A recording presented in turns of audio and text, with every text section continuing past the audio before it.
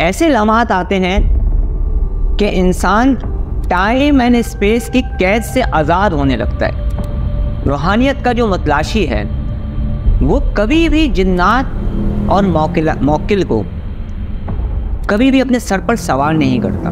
एक रूहानी दुनिया वो है जिसमें आप खुद सफ़र करते हैं। जिन्नात आ जाओ, मौकिलात आ जाओ की सदाएं फिर वो नहीं लगाता। अभी मैं किसी बुजुर्ग के मुकाम की बात नहीं कर रहा हूँ, उनका तो मामला ही अलग है। जिन्नात तो आम लोगों के पास भी आते हैं, शयातीन भी आते हैं, और मुसलमान जिन्नात भी आते हैं, और गैर मुस्लिम जिन्नात भी आते हैं। कभी आके दिल में कोई बात पैदा कर देते हैं, किसी चीज़ से आपको आगाह करना चाहते हैं, आपसे मोहब्बत करने लगते हैं, आपसे प्यार करने लगते हैं, आपकी नशिस्तों में बैठने लगते हैं, जिनकी जिन्नातों ने मदद भी की है, गायबाना मदद, बगैर कहे मदद। सर आपसे एक सवाल है, क्या जब हम स्पिरिचुअलिटी में आते हैं, राह रूहानियत में आते हैं, तो क्या जिन्नात आते हैं और क्या इनसे डर लगता है या जिन्नात की आमद या जिन्नात की हाजिरी होती है? इसी सवाल को मैं अगर इस तरह से पूछूं, I would like to ask you, is that ghosts come in the journey of spirituality? So what do you opinion about that?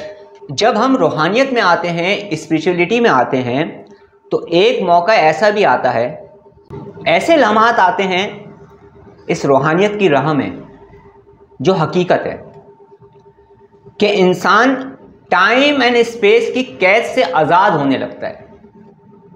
और ये टाइम और स्पेस की कैद से जब आप आज़ाद होने लगते हैं तो ये हर शख्स के लिए मुख्तलिफ होता है। मसलन हो सकता है इब्तदाई तौर पर कोई स्पिरिचुअलिटी का स्टूडेंट है, रूहानियत की राह पे चलने वाला कोई रूहानी शागिर्द है, या रूहानियत को हासिल करने वाला कोई इंसान है, तो हो सकता है कि इब्तदाई दिनों में वो 10 सेकंड के लिए टाइम और स्पेस की कैद से आज़ादी महसूस करे, या उस पर यह कैफियत आए। असल में रूहानियत में कैफियत का ज़हूर होता है, इसलिए कहा जाता है कि इस राह में रहबर की रहबरी में चले, लेकिन रहबर कामिल, जिसने ये राह देखी हुई हो। और कभी ये टाइम और स्पेस कुछ लोगों के लिए घंटों में हो जाता है, तो हर शख्स का जो मुकाम है उसके हिसाब से वो टाइम और स्पेस की कैद से आज़ाद हो जाता है। तो जिन्नात तो बहुत पीछे रह जाते हैं। अच्छा, स्पिरिचुअलिटी का जो स्टूडेंट है, रूहानियत में जो चलने वाला इंसान है, रूहानी सफ़र का जो मुसाफिर है, रूहानियत का जो मतलाशी है, वो कभी भी जिन्नात और मौकिल को कभी भी अपने सर पर सवार नहीं करता। क्यों? इसलिए कि जब आप रूहानियत में आते हैं, रूहानी दुनिया में कदम रखते हैं, हकीकी तौर पर एक रूहानी दुनिया ऐसी है जो ख्याली है। एक रूहानी दुनिया के बारे में आप जानते हैं जो कि आपने किताबों में पढ़ा है या सुना है। एक रूहानी दुनिया वो है जिसमें आप खुद सफ़र करते हैं, आप खुद उसके मुसाफिर होते हैं, आप खुद उन तमाम चीज़ों को महसूस कर रहे होते हैं, देख रहे होते हैं, और आप पर कैफियत गुजर रही होती हैं। अभी आप शायद मेरी ये बात ना समझें, लेकिन हो सकता है बहुत सारे लोग ऐसे मेरी वीडियोस को देखेंगे जो इस चीज़ को समझ पाएंगे जो मैं इस वक्त कह रहा हूँ। तो जब आप रूहानियत में आते हैं तो बहुत सारी चीज़ों को आप तर्क करते हैं, दुनिया की मोहब्बत और जिन्नात की तलब से आप आज़ाद हो जाते हैं, और आप इनको उस तरह से अहमियत नहीं देते जैसी अहमियत देकर आपने आज सवाल किया जो आपके चेहरे से आया हो रही थी। क्यों? क्योंकि फिर स्पिरिचुअलिटी का जो स्टूडेंट है, रूहानियत की राह पे चलने वाला जो मुसाफिर है, रूहानी सफ़र का जो मुसाफिर है, उसको अपनी अहमियत का अंदाज़ा होने लगता है, उसे अपने मुकाम का अंदाज़ा होने लगता है, और उसे अपने काम के बारे में पता चलना शुरू होता है कि मैं इस दुनिया में आया क्यों हूँ।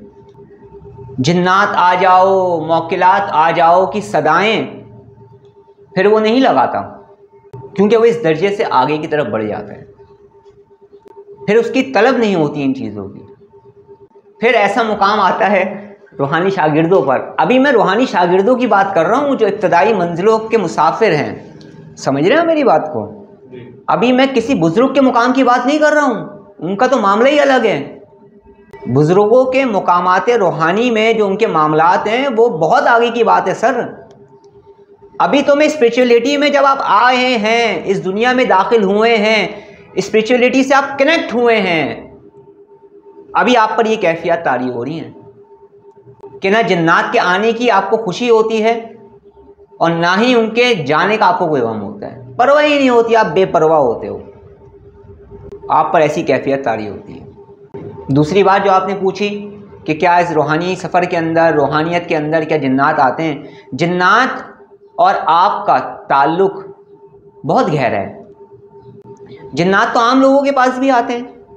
कितने लोग आपको ऐसे मिलेंगे जिन्होंने जिन्नातों से मुलाकात की है हकीकी तौर पर, और कितने लोग ऐसे मिलेंगे जिन्हें शयातीन ने आके डराया है हकीकी तौर पर। कितने ऐसे लोग हैं जो शयातीन की वजह से अपनी ज़िंदगियों को बर्बाद कर चुके हैं, हो गई हैं बेचारों की, आ गए वो नेगेटिविटी में। और कितने ऐसे लोग हैं जिनसे नेक जिन्नात मुलाकात करते हैं। ये तो मैं आम लोगों की बात कर रहा हूँ। इसी तरह से जो स्पिरिचुअलिटी का स्टूडेंट होता है, जब वो अपना रूहानी सफ़र तय कर रहा होता है तो मुख्तलिफ़ चीज़ों से उसकी मुलाकातें हो रही होती हैं। उसके पास भी जिन्नात आते हैं, शयातीन भी आते हैं, और मुसलमान जिन्नात भी आते हैं, और गैर मुस्लिम जिन्नात भी आते हैं।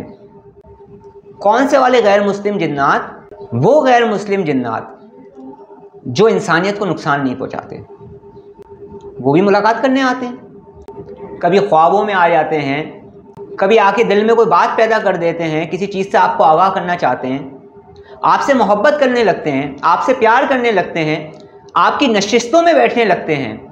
आप जिक्र करते हैं तो आपके साथ मिलकर जिक्र करते हैं।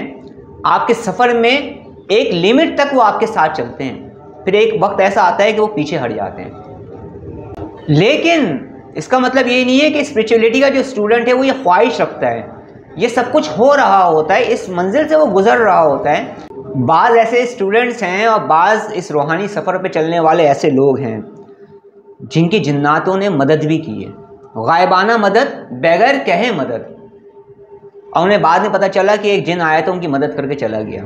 आपको ऐसा लग रहा होगा जैसे मैं कोई कहानी सुना रहा हूँ, लेकिन मैं फिर वही बात दोहराऊँगा कि बहुत सारे लोग मेरी वीडियोस को देखेंगे जो मेरी बात के बारे में कहेंगे कि ये सही कह रहे हैं। तो जो रूहानी इंसान होता है, जिसकी रूहानी तर्ज फ़िक्र होती है, वो कभी भी जिन्नात को ताबे करने के चक्कर में या इनसे काम लेने के चक्कर में या अपनी ख्वाहिशात नफसानी के लिए इनको नहीं बुलाता है, क्योंकि उसे अपनी ताकत का अंदाज़ा हो चुका होता है।